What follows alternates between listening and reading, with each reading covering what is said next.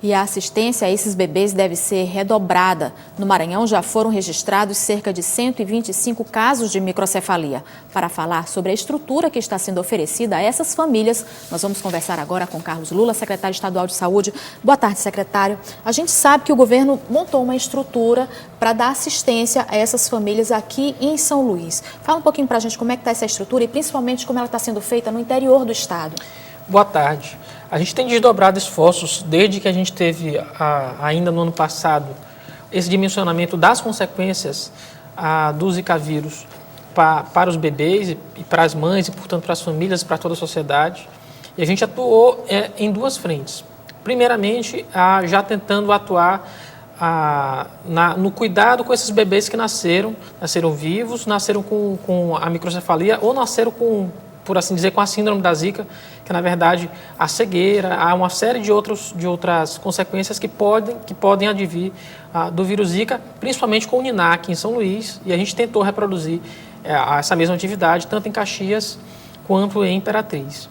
Mais do que isso, há também uma busca ativa por parte da Secretaria, por meio do Departamento de Atenção à Saúde da Criança e do Adolescente, para ter o contato com cada uma dessas mães. Essas mães, são catalogadas, a gente tem o cadastro de cada uma delas para ter um cuidado permanente, não só com o nascimento do bebê, mas um cuidado permanente, inclusive, com o desenvolvimento dessa criança para o futuro.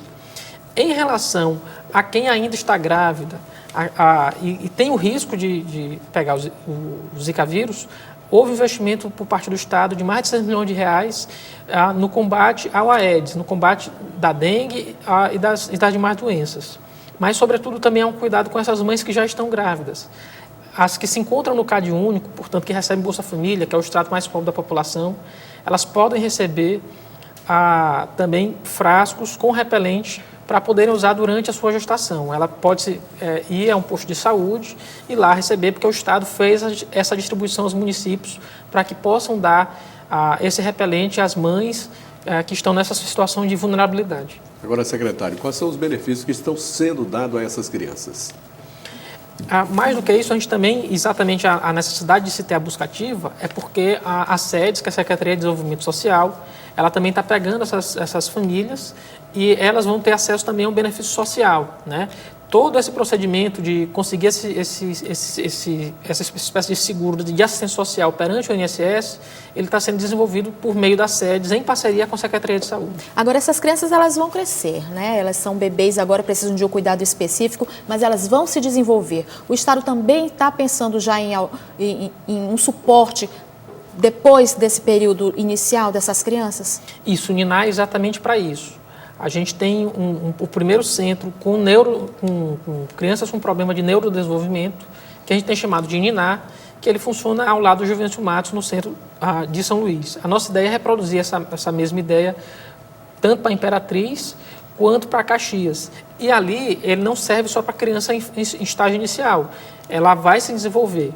Depois que ela já está numa certa idade, a gente tem nosso centro de reabilitação, que funciona aqui em São Luís, por exemplo, funciona tanto no Olho d'Água quanto na Cidade Operária.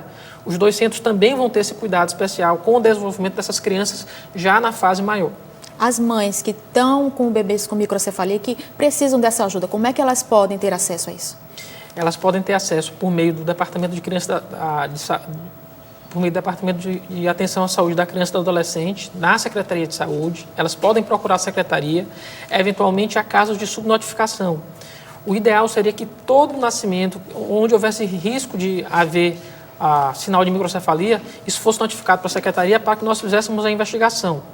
Dos casos que já fomos notificados, pouco mais de 50 foram descartados, mas ainda assim há de ter o cuidado com essas mães.